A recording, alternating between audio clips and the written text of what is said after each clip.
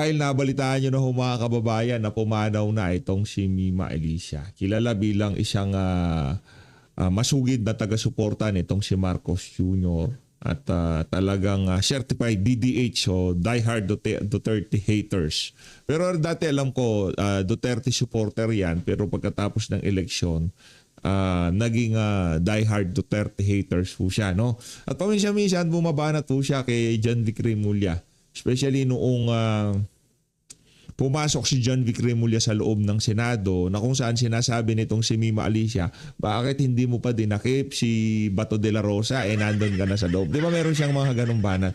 Anyway, sigurado ikukonekta na naman niya sa mga Duterte at mga Duterte na naman nasisisihin nila dyan sa pagpanaw na yun itong si Mima Alicia.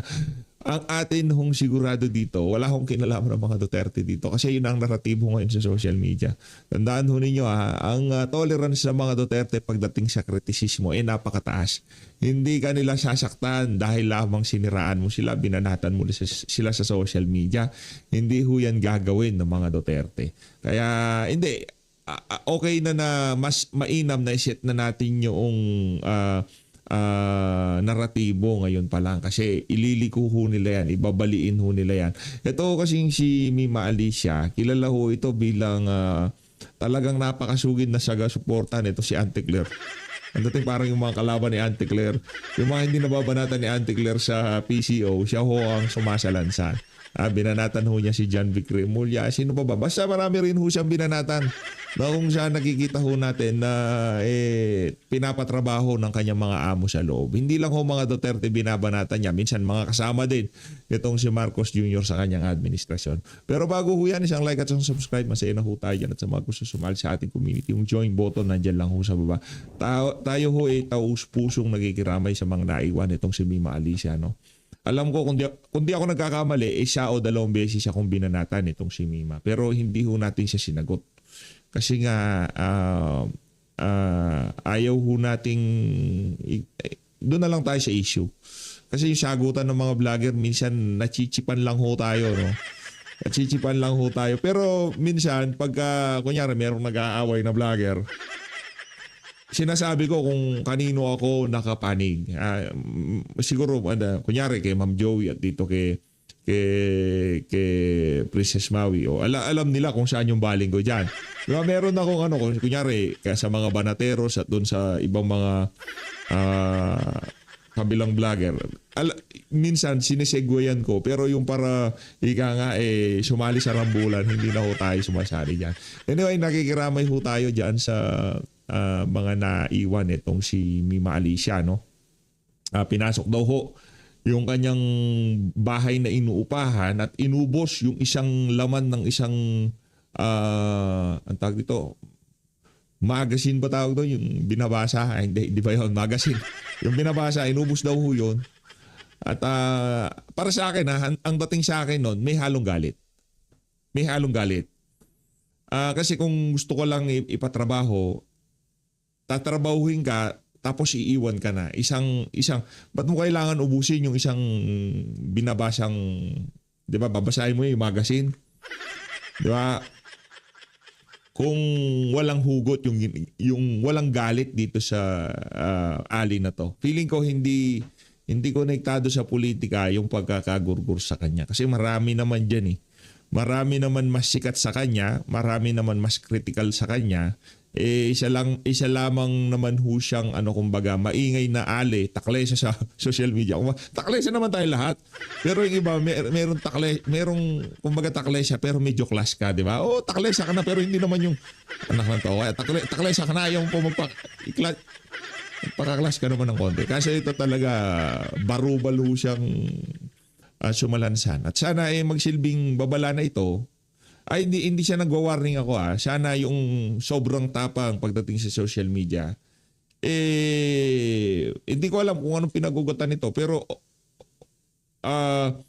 right away, tinatanggal ko na sa equation ng mga Duterte. Kasi sa katagal-tagal nila sa Davao, walang newscaster, walang kritiko ang pinatumba ng mga yan.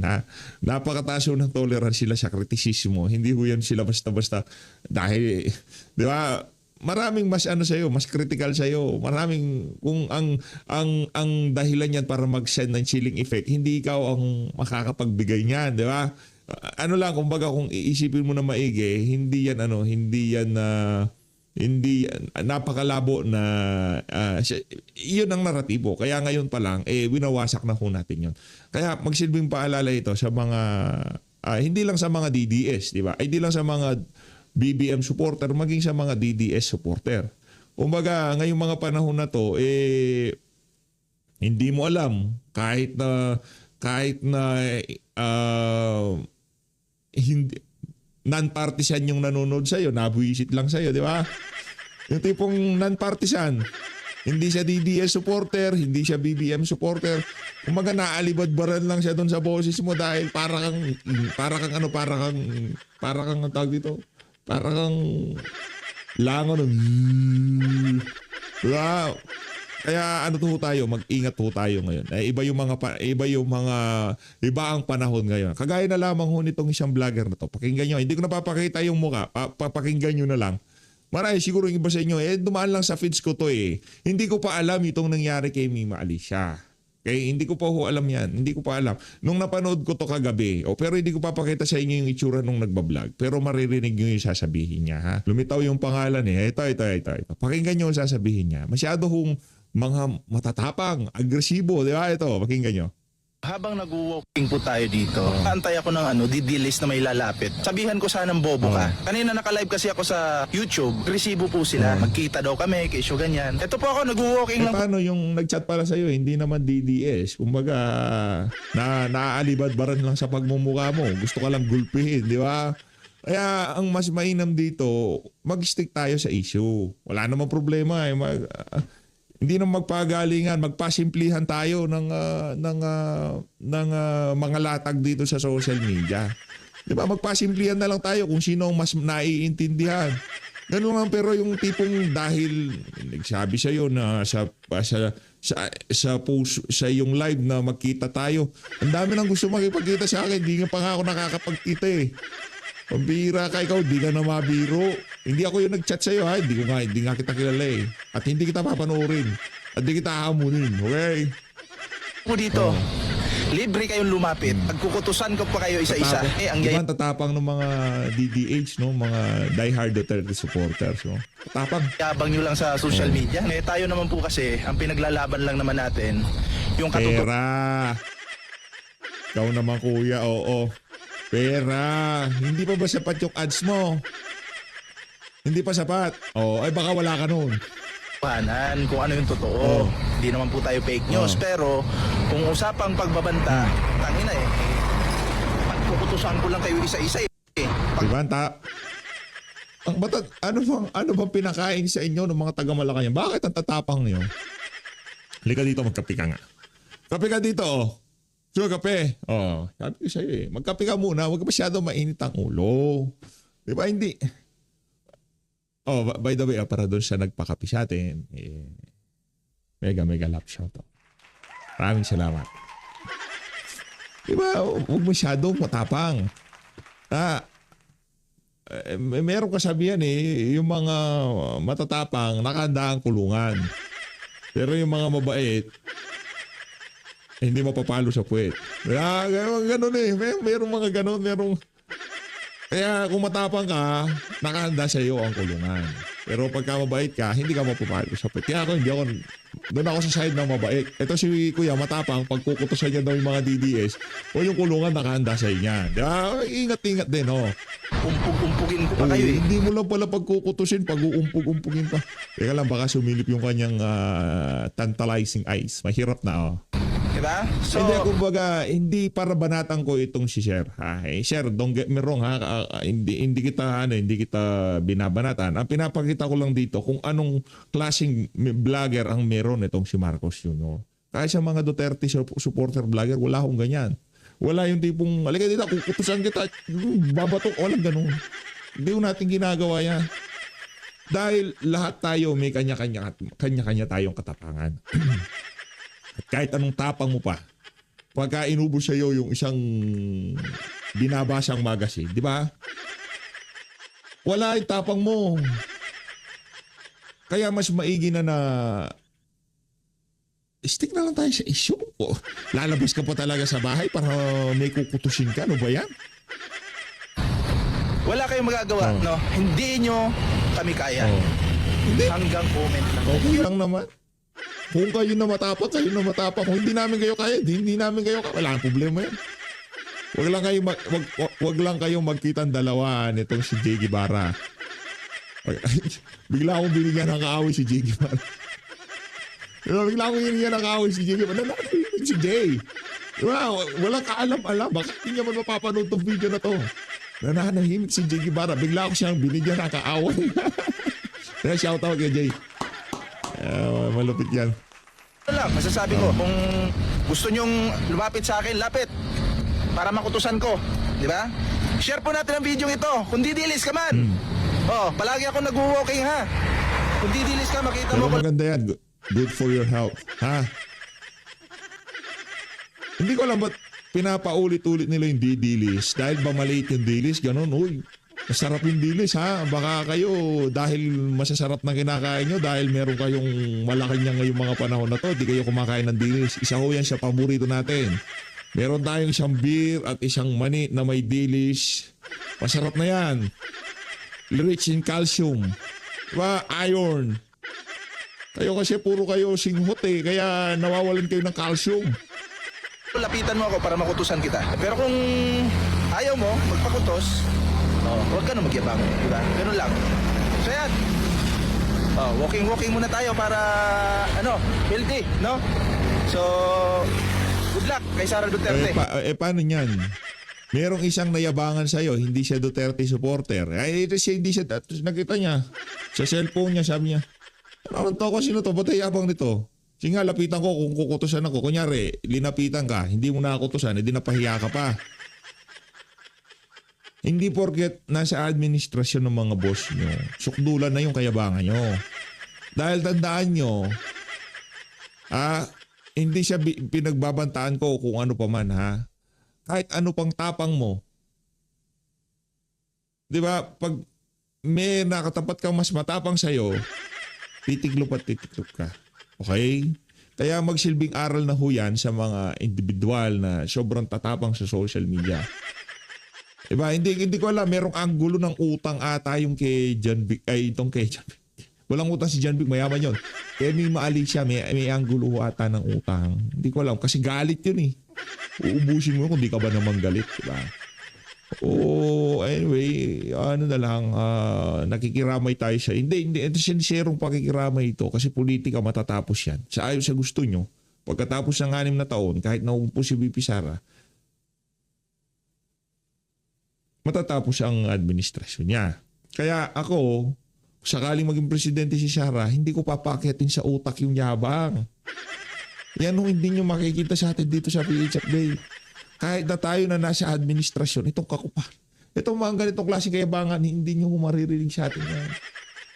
Tayo dito, halagay dito, stukan tayo. Kala nyo, kutusan ko kayo. Para saan? Diba? Tapos makikita yung followers mo, 15,000 lang. Makikita yung subscriber mo, 2,000 lang. Tapos meron kang lakasan o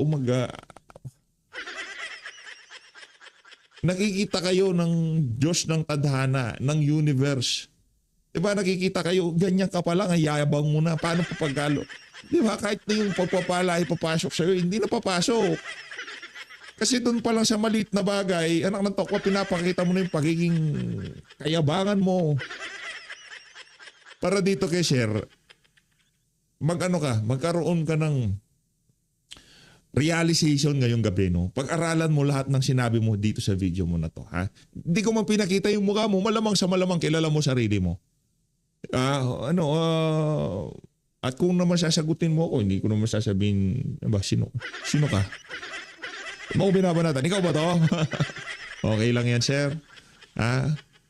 Ipanalangin na lang ho natin yung mga mayayabang sa social media. Anyway, good news muna tayo. Ayan ho ang tag dito, mga ratings ng dalaw sa pinakamataas na opisyal sa ating bansa ngayong mga panahon to. Palakpakan natin itong si Vice President Sara Duterte.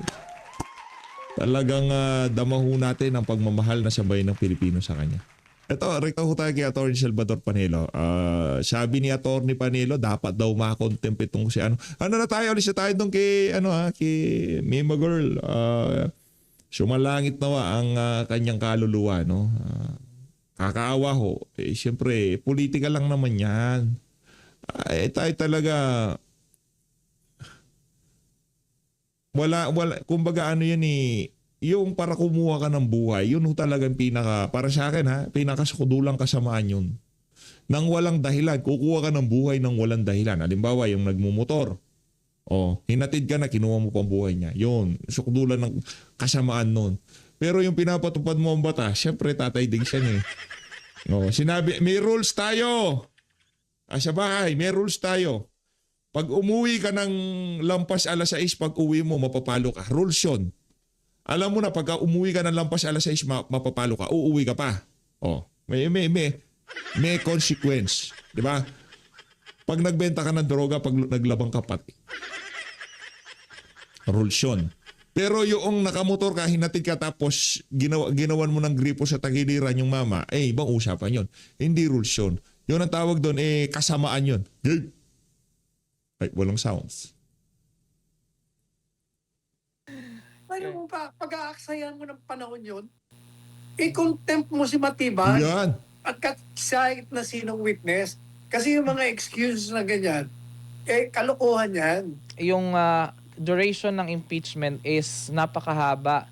So nagmungkahi si Senator Panfilo Lacson ng mga paraan upang mapabilis daw yung impeachment trial ni Vice President Sara Duterte. Kabilang nga ang pagpapahintulot na manatili sa Senado yung mga testigong nakatakdang humarap sa loob ng 1 linggo upang maiwasan yung pagkaantala ng pagdinig. Aniya, makatutulong daw ito upang mapabilis ang proseso habang napapanatili ang due process. Samantala, sinabi rin ni Presiding Officer, Senator Francis Escudero, na hindi na daw hinangad yung pagiging Presiding Officer na impeachment court at tinanggap lamang niya yung tungkulin bilang bahagi ng kanyang responsibilidad bilang senador.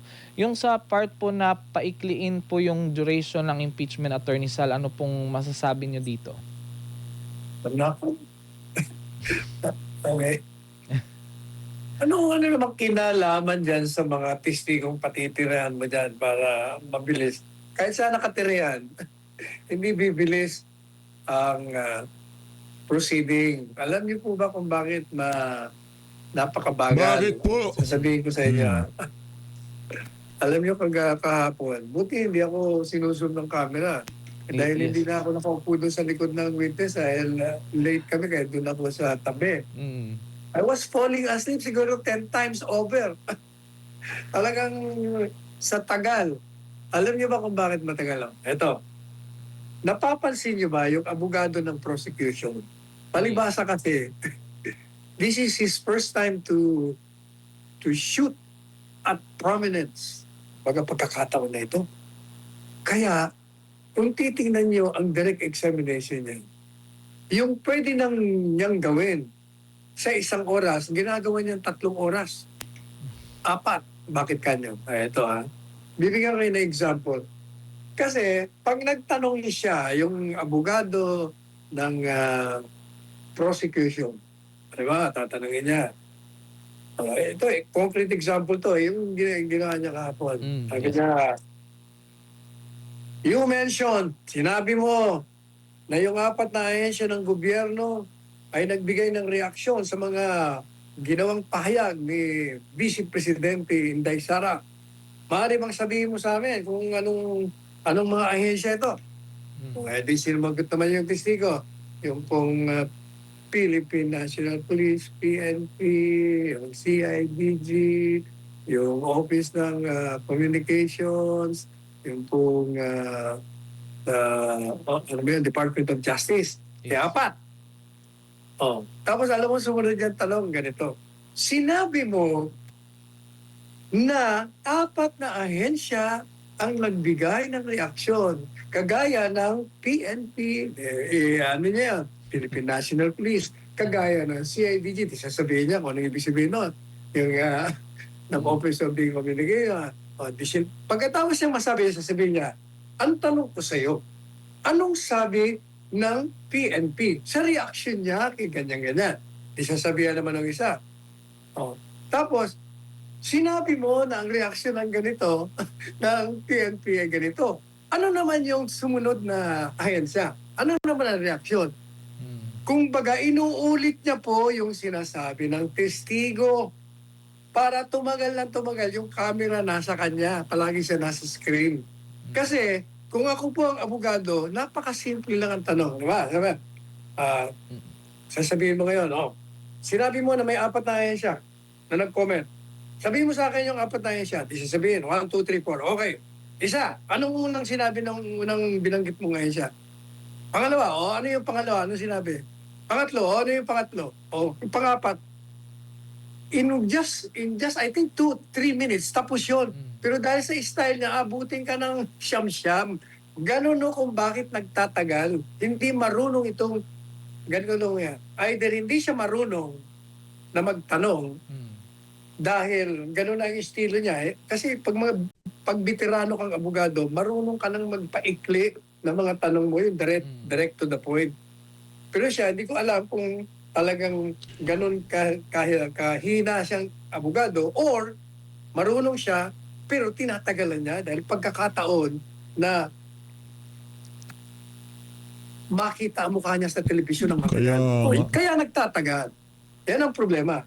Pangalawa, doon naman sa parte ng defense, okay yung mga batang defense. Kaya lang, dahil siguro bata pa rin, merong mga bagay na nasagot na, uulitin niya uli, di object naman yung isa.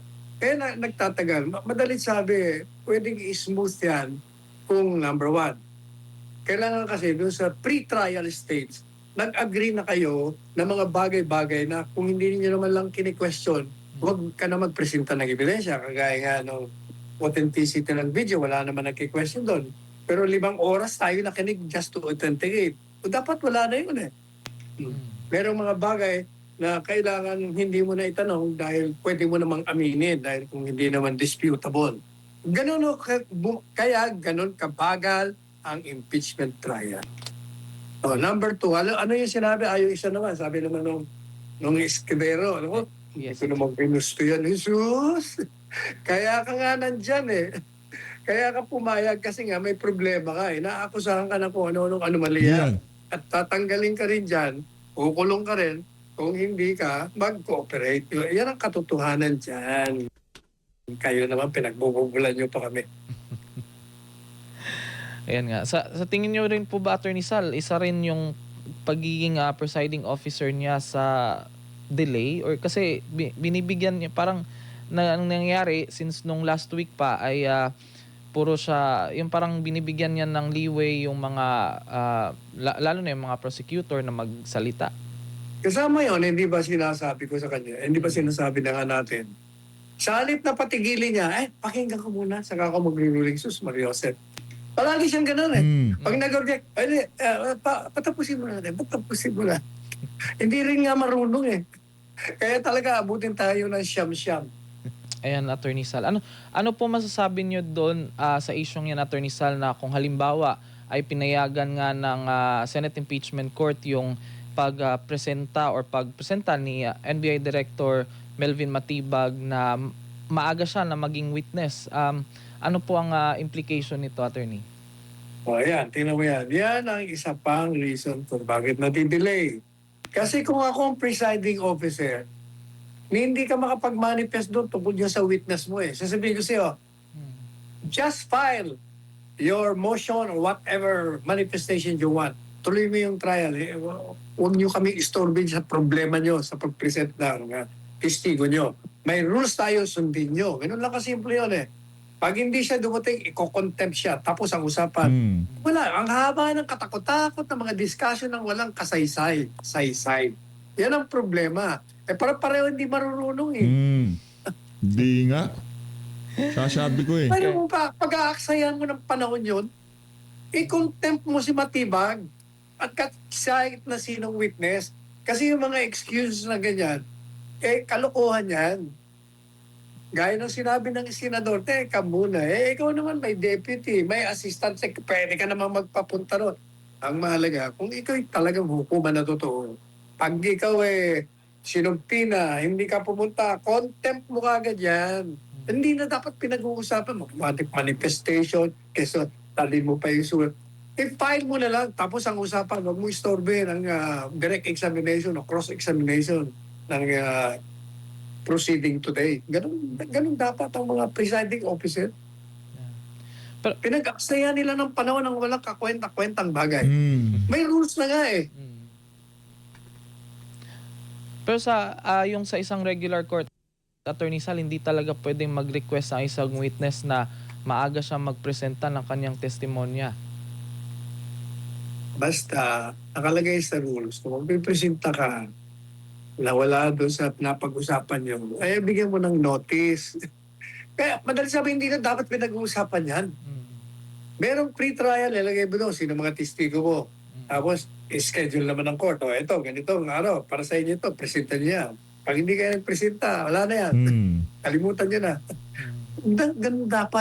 Ganun dapat katatag ang isang presiding officer. Kung marunong ka talaga, matatapos siya ng madalian nang hindi mo nilalabag ang karapatan. Ang nangyayari, nilalabag niya yung pasensya ng taong bayan, yung mga nanonood. Kaya siguro yung ibang mga manonood, pag unang salang ng hearing, ang daming nanonood eh. Later on, biglang bababa yung mga interest ng tao. Siguro dahil yan dyan sa style na yan, ito si Cheese. Nabubuisit sa inyo eh. Bad trip. Konektado pa rin ho sa impeachment si attorney attorney Yesho Topacio diyan sa DZAR 1026 News. Isa ho yan sa talaga mapagkakatiwalaang network ngayong mga panahon na to. Kaya naman kung maghahanap po kayo ng channel sa YT, sa Red App, iyon ho isa sa mga marirecommend ako sa inyo.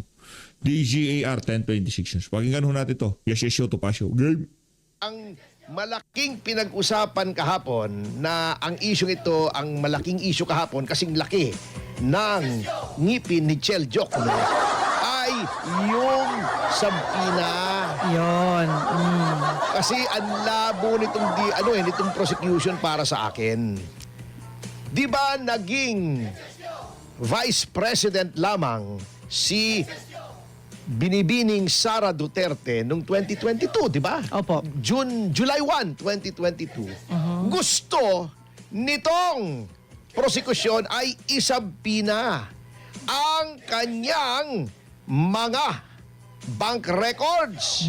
Buong buhay na yata. Gusto ko isalin eh. Mula 2007. Ano ba naman yan? Ganun ba talaga yun, sir? Hindi pwede yun. Ayun. Ito ang natatawa ko ha. Ito.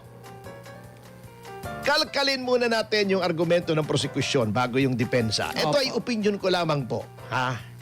Okay. Sabi ni Chel Jokno, medyo bombastic eh. As if naman makukuha sa pagiging makata o dun sa acting o sa mga makatatamis na salita ang katotohanan. Sabi niya, yun daw paglilitis ng impeachment court is a power that nothing and no one can handcuff. Tagalogin mo! Wow. Tagalogin mo! Yun ay mga gawain na hindi po pwedeng pigilan ni naman. Yan. Galing si Okay, Bibi, sabi naman ni Attorney Wesley Poa ay hindi pwedeng maging weapon of a fishing expedition. Tagalogin mo! Tagalogin mo! Hindi nyo pwedeng maging armas yan para sa inyong panghahanap ng mga mga detalye. At saka Parang hindi daw ganun pwede eh. mag-fishing kasi ayaw tayong papasukin sa Baho de Masinloc. Oo. Hinaharang na eh. Hinaharang. Wala nang fishing ground. Wala namang connection. Wala namang connection. Okay dito, po. no? Dagdag lang. Eto, okay. Suriin natin. Sabi ni Chel Jokno, dapat daw tignan. Umpisa 2007, Vice Mayor si Sara Duterte noon. Ibang posisyon na yan, sir. Umpisa 2007 dahil kung nagpayaman daw si Vice President Duterte, nung siya ay Vice Mayor pa lamang, hindi siya naaangkop o hindi niya deserve manatili bilang Vice Presidente. Presidente. Okay, yung number one. Ngunit! Sabi naman ni Attorney Poa, Opo. sabi na nga dun sa Duterte, case na kamakailan lang nilabas. Ang sinusuri lamang sa impeachment ay yung mga nagawa ng isang tao kung siya ay impeachable officer na.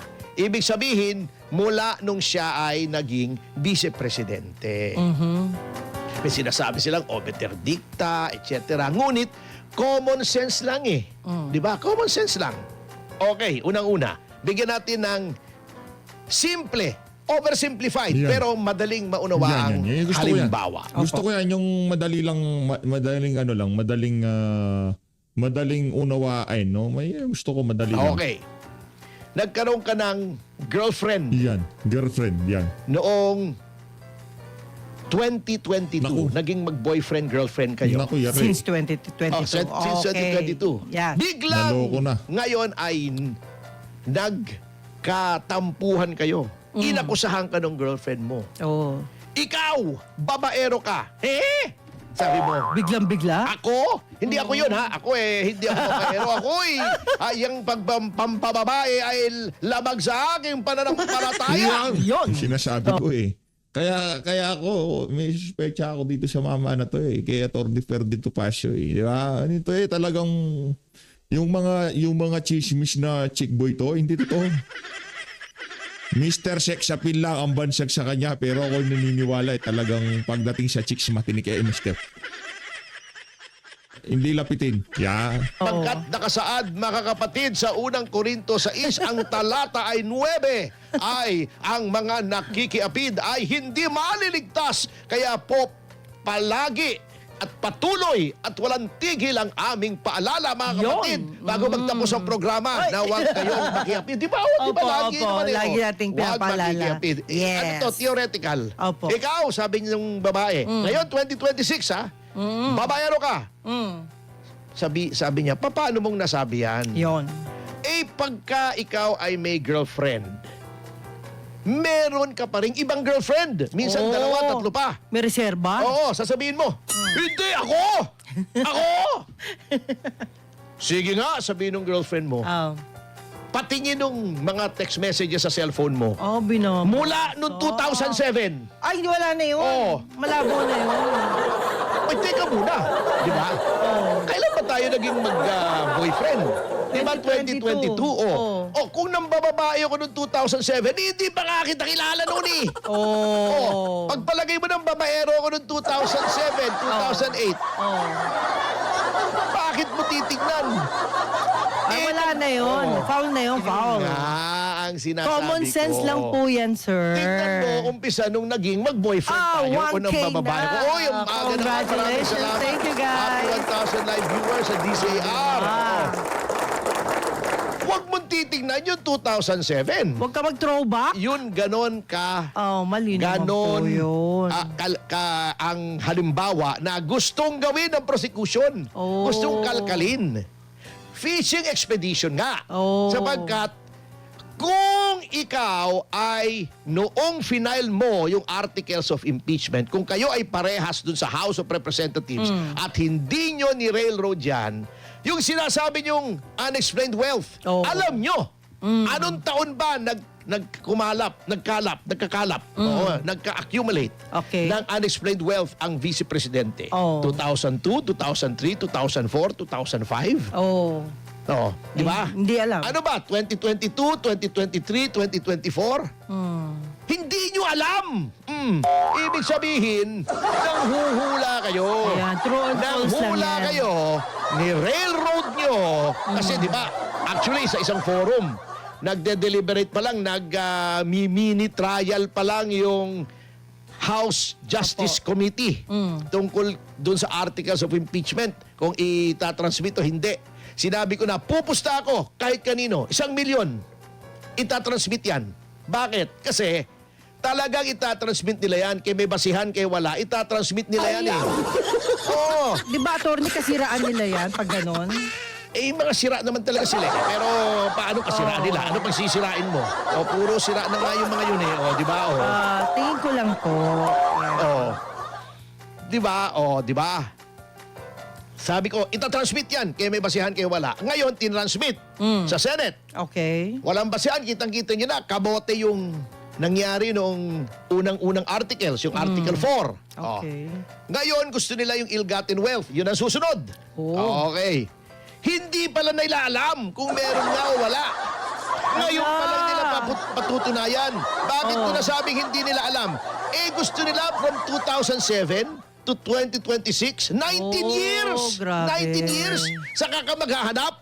Ano ka? Hello? Bago sinasabi nitong si Chel Jokno, hindi pwedeng pigilin, hindi pwedeng pusasan ang impeachment court. Mali! Mali! Anong basic precept ng konstitusyon? Ng konstitusyon. Ang konstitusyon po, itinuturo yan sa law school, baka hindi na pag-aralan ni Chel Jokno kasi panay ang bisita niya sa dentista. Bastos! Bastos! Huwag ganun. Ito talagang to si Atty. Ferdy. Kahit malungkot ako, kahit na medyo ika nga diba, sasaya ka eh. Baka sumasakit yung ngipin niya. Ikaw naman. Oh. Ay, sorry po. Oo, nung nag-aaral siya. Oh. Kasi maraming makakapitan ng tartar. Oo. Ay, ito, ang konstitusyon po ay may dalawang bahagi. Okay? Ang malaking bahagi ng isang konstitusyon ay yung grant of powers sa tatlong great departments of government. The executive, the legislative, and the judiciary. Actually, legislative muna, executive, and judiciary. 6, 7, 8 article. Article 6, legislature. Article 7, executive. Then Article 8, judiciary. Ito ang pagbigay, paggawad. Ano ba ang kapangyarihan ng legislature, ng executive, ng judicature or judiciary? Yan. Yan ang malaking bahagi ng konstitusyon. Opo. That is one part of the Constitution. A smaller part, but not less important. In fact, baka mas importante pa ay yung Bill of Rights. Ano yung Bill of Rights? Yung mga articles na iba, binibigyan ng kapangyarihan ang tatlong sangay ng pamahalaan. Yung Bill of Rights is a limitation on the power. Oh. Bakit kailangang may Bill of Rights? Bakit kailangang may limitasyon? Sapagkat ang pamahalaan ay makapangyarihan. Yun. Lalo na ang ehekutibo. Pero lahat yan may kanya-kanyang kapangyarihan. Kapag hindi mo binigyan ng limitasyon ang kapangyarihan ng tatlong branches of government, maaaring abusuhin. Ayun. Kaya may Bill of Rights.